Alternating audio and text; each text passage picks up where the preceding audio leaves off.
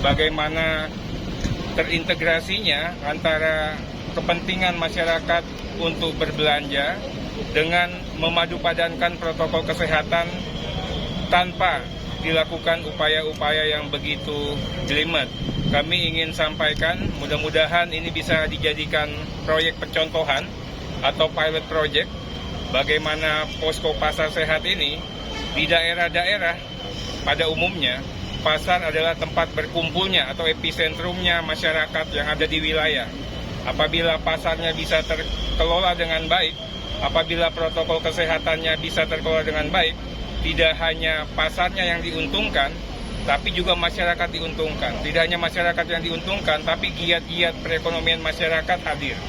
Melalui posko pasar sehat, dua kebijakan utama negara, yaitu bagaimana pencegahan penyebar luasan COVID, kebetulan saya Satgas Anti COVID, dan juga program pemulihan ekonomi nasional di wilayah, bisa disatupadankan. Pilot project ini kalau bisa dijadikan melembaga, kita punya yang dulu yang namanya Kampung Tangguh, sekarang kita harus jadikan yang namanya Pasar Sehat. Pastinya efektif karena memang wilayah kita itu bukan di perkotaan, tapi di daerah-daerah kabupaten seperti Kendal seperti ini. Kami apresiasi kembali Pak Kapolres begitu hebat, bagaimana bisa membumikan, tidak hanya membumikan, bagaimana kemajuan ilmu pengetahuan dan teknologi itu bisa diwujudkan dalam konteks pengembangan teknologi kepolisian modern.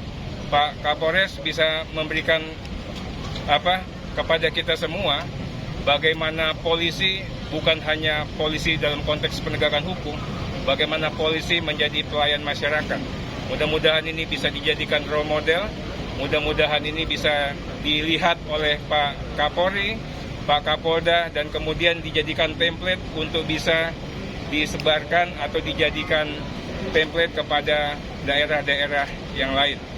Kami juga memberikan apresiasi yang luar biasa kepada Pak Bupati yang bisa menghadirkan pasar sehat. Ini saya kalau di Jakarta namanya fresh market.